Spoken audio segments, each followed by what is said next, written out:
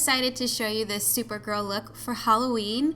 If you're new to my channel, I love to post Halloween looks each year. You can check out my other videos down below. Hit that subscribe button so you don't miss out on new videos, and let's go ahead and get started.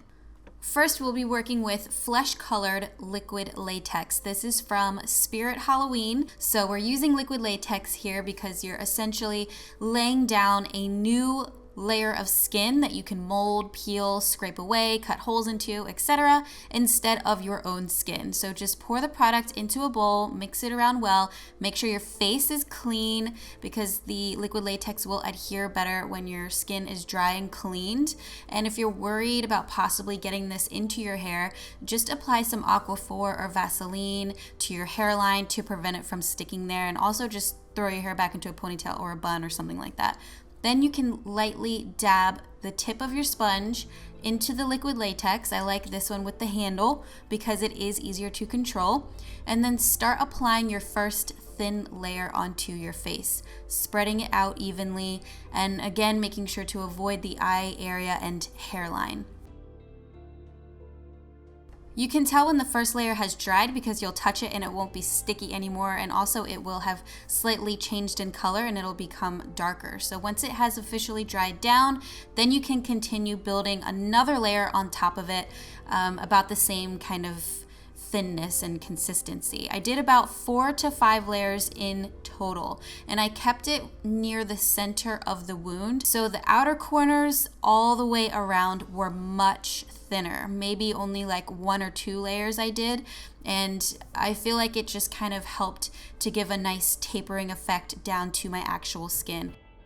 Before the liquid latex dries, you can also use your fingers to help blend it in instead of the sponge. I felt this really helped around the outer corner areas too. It gives a very realistic feel, especially once you have your foundation on. So now I'm blocking out my eyebrows with a few layers of really bright concealer, as well as the face powder from Spirit Halloween to help set them in place before I draw them on. I am really excited, guys, because this video is in partnership with Spirit Halloween. So all the makeup that I am using in this video, as well as the kits, the creams, will be listed in the description box down below for you guys, as well as a 20% off coupon code that they gave me. So make sure you guys click the link, check out Spirit Halloween, use the coupon code. They have so many cute costumes, and I did get this Supergirl one from there, and it is amazing quality.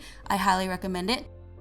Okay, going in now with a light ash brown shade. Went for a more rounded, youthful, natural kind of shape.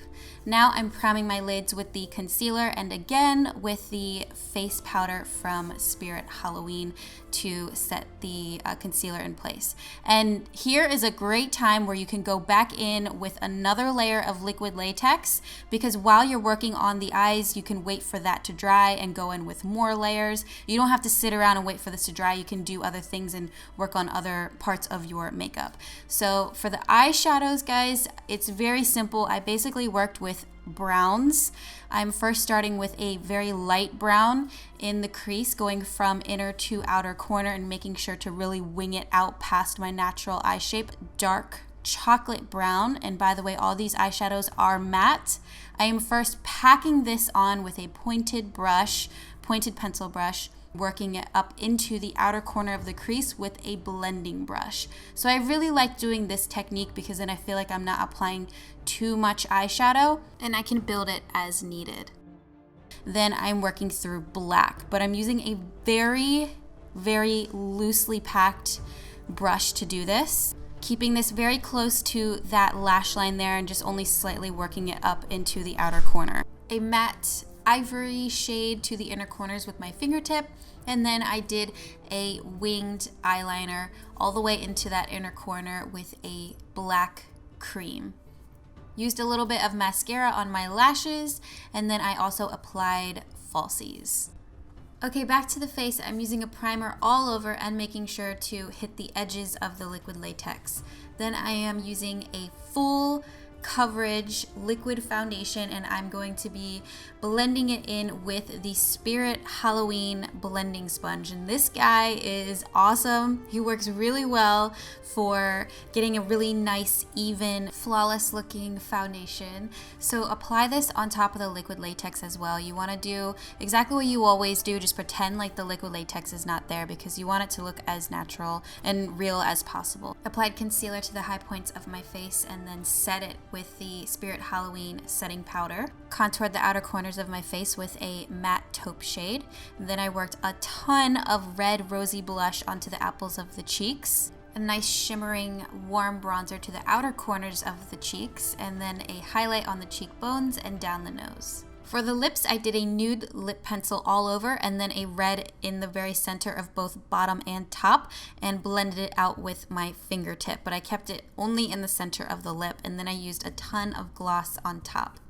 Applied dark brown eyeshadow to the lower lashes, mascara, a nude pencil in the waterline, and then a little bit of black eyeshadow to the outer edges of the lower lash line. Back to creating the burn on the side of the face. So now that we have all our makeup on the liquid latex, you can go ahead and start pulling at the liquid latex with tweezers. All you do is just grab a piece of the liquid latex and just rip it off. It's as simple as that. It doesn't hurt at all whatsoever. It comes off very easily. Once you create the exposed skin, then take your tweezers and just lift the skin up around the edges so it really looks like it's coming off. Using a red cream paint from the Spirit Halloween Family Value Makeup Kit and the yellow sponge, I am patting this red shade all over the entire wound.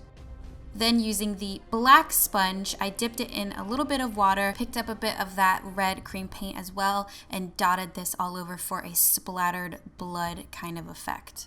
Picking up the black and brown together now with a dry, clean Q-tip, patting that along the inside edges of the open wounds. What this is going to do is help differentiate between what is an open wound, like your actual flesh, and then what is raised skin.